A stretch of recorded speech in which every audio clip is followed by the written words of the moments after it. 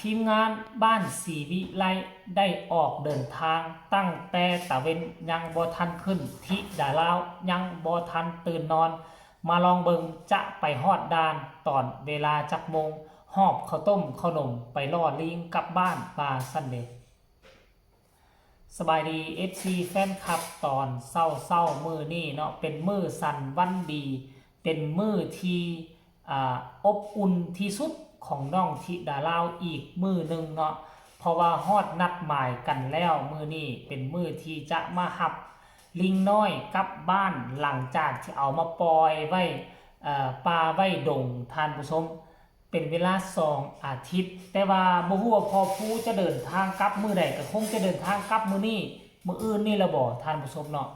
ขั้นกรณีว่าพอผู้บ่ทันมานี่ก็บ่สามารถเอาน้องธิดาลาวกลับมาได้เพื่อก็คงจะนัดหมายเจอกันอยู่นอนนาคาเฟ่มือแรงนี่ละบ่ทานผู้ชมตามที่ค่อยเบิ่งกันนะเนาะก็บ่คิดว่าเขาเจ้าจะออกเดินทางเช้าปานนี้ทีแรกก็ได้ยินว่า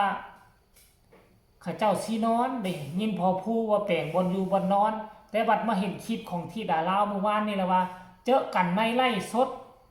มืออื่นนั่นหมายความมือนี้นั่นแสดงว่าน้องธิดาลาวต้องได้กลับไทยมือนี้เพื่อจะเข้าไปไล่สด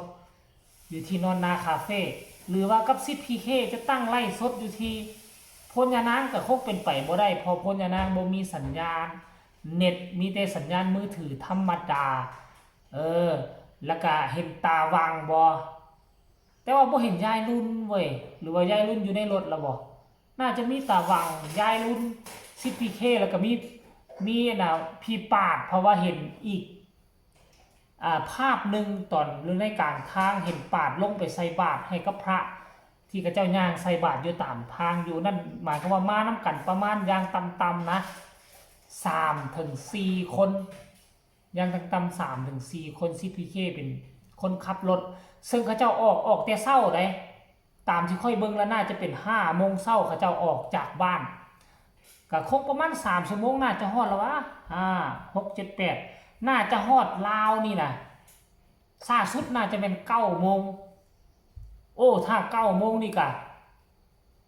โอ้ก็มีเวลาลิ้นอยู่บ้านน้องธิดาลาวอยู่ได้พาไปกลกระปูพาไปรอเฮ็ดพอกเฮ็ดเพาะนี่ท่านผู้ชมซึ่งธิดาลาวตอนนี้น่า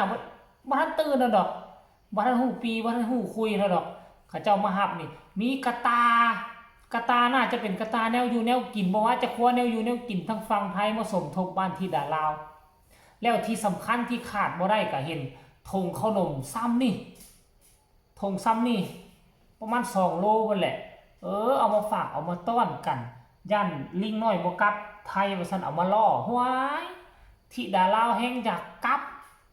เนาะธิดาลาวแฮงอยากกลับตั้งแต่มื้อแรกที่มาพุ่นแหละท่านผู้ชมมาเบิ่งดูว่าภาพบรรยากาศแรกหลังจากที่ได้เห็นหน้ากันมันจะมวนจะมันขนาดใดหลังจากห่างหายกันเป็นเวลา13-14 มื้อท่านผู้ชม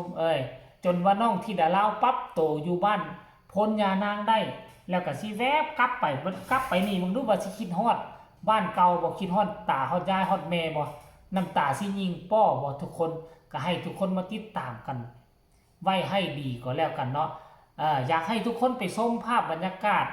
คลิปนี้จาก10PK สากลก่อนจะออกเดินทางเช้านี้ออกมารายงานโตเข้าไปสอดส่องเบิ่งซ่องของยายอรุณก็ยังบ่เห็นวีแววอย่างกันยังโชคดีเห็นทั้ง10PK เพิ่นออกมาเคลื่อนไหวว่าออกเดินทางไปแล้วเด้อหาลิงน้อยมาสั่นไปชมภาพบรรยากาศแล้วนี่ซะก่อนขนมห่อไงเอาไปรอลิงกับบาท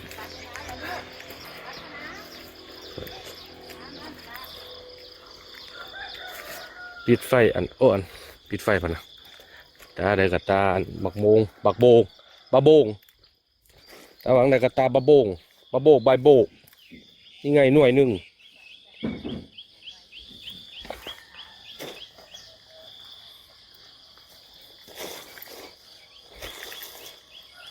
ขึ้นสั้นเราอยู่ตา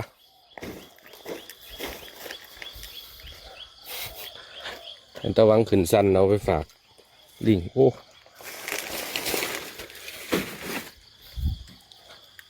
ไป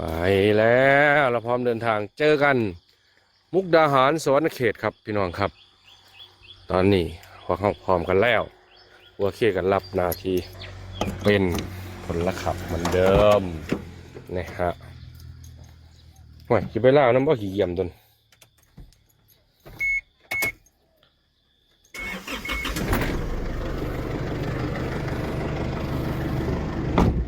ไป นี่นะทุกคนตามนัดหมายเนาะตามนัดหมายที่ดาเล่าก็จะกลายเป็นคนที่จิตใจเข้มแข็งขึ้นอีกหลายเท่า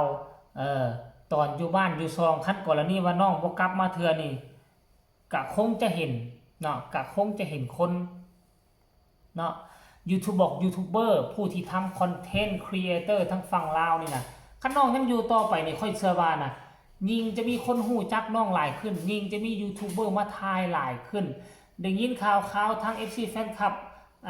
คอมเมนต์มาบอกเจบอลาว่าบ่แม่นแต่ซ่องเดียวไปทายได้มี 3-4 ซ่องคนใดไปทายน้องที่ดาลาวนะว่าซั่นเด้อันนี้แหละนำเพิ่งเฮือเสือเพิ่งปลาเฮามีกระแสแล้วยูทูบเบอร์กะมาทายทำมาลิ้นมาเยี่ยมมายามเป็นการเกาะกระแสไปในตัวและก็เป็นการกระจายข่าวเป็นการสนับสนุนพักดันข่าวให้ศิลปินไปในตัวได้กันทั้งสองฝ่ายนั่นเองเนาะเดี๋ยวมาลุ้นเบิ่งคลิปต่อไปว่าน้องธิดาลาวตื่นขึ้นมาแล้วจะฮู้สึกแนวใดหลังจากที่ฮู้ข่าวว่าทั้ง10 PK ทั้งตาหวังใหญ่ลุ้นบ่ตัวนัดมือกันแล้วก็ได้เดินทางมาอีหลีอีหลอเนาะท่านผู้ชมอยากเห็นภาพบรรยากาศนั่นแต่ค่อยเชื่อว่าอีกบ่ฮอดชั่วโมง2ชั่วโมงนี่น่าจะทะลุด่านฮอดด่านแล้วเขาก็คงจะกิ้งก้างโทรหาหลานสาวรายงานสภาพการว่าเป็นแนวใดเนาะแล้วค่อยก็สิไปติดตามเบิ่งกลุ่มของพ่อผู้แม่เพิ่งว่าออกเดินทางมามื้อนี้บ่หรือว่ามื้ออื่นกันแท้อันนี้ก็จะไปติดตามเบิ่งขั้นก่อนแล้วนี่มาเดินทางมาแล้วมาฮอดบ้านมาฮอดนอนหน้าคาเฟ่แล้วก็บ่เห็นหน้าพ่อหน้าแม่น้องก็สิรู้สึกเหงาคือเก่าคันกลับมาแล้วมาพบมาพ่อกันพ่อหน้าพ่อตาห้วยคืนนี้มันคงจะเป็นคืนที่สนุกที่สุดฝนจะมาฟ้าจะห้องก็บ่สนใจและเพราะว่ามองไล่สดก็มีอยู่ในเฮือนพุ่นแล้วมื้อวานนี่นะพายุเข้าทั้งบ้านเจบ่ลาวนับตั้งแต่ตอน 6 โมงจนฮอด 11-12 โมงบ่ฮู้ว่าทางสารคามโดนคือกันหรือบ่ท่านผู้ชมอันนี้นักเมื่อวานนี่ทั้งฟ้าห้องฟ้าเลื่อมเบเกอร์ทั้งหลังนี่ตัดลงเลยนะตัดลงบาทเดียวคิดว่าไฟดับที่จริงแล้วมาเบิ่งเบเกอร์มันตบลงเองเพราะว่ามันรู้สึกภัยอันตรายฟ้าผ่าฟ้าห้องมันก็เอาลงมาท่านผู้ชมอันนี้คือเรื่องราวของบ้านศรีวิไลเกี่ยวข้องกับน้องธิดาลาวก็เอามาฝากเอามาตอน FC แฟนคลับตอนเศร้าๆเพียงซ้ำนี้ผู้ใดเห็นแล้วก็ฝากกดไลค์ฝากกดแชร์ไปให้น้องธิดาลาวได้เห็นแน่ว่าทั้งบ้านศรีวิไลยกขบวนมาฮับเอาเป็นที่เรียบร้อยแล้วเด้อที่สำคัญอย่ากดข้ามโฆษณาพอกันใหม่ในคลิปหน้าลาท่านผู้ชมไปก่อนสบายดี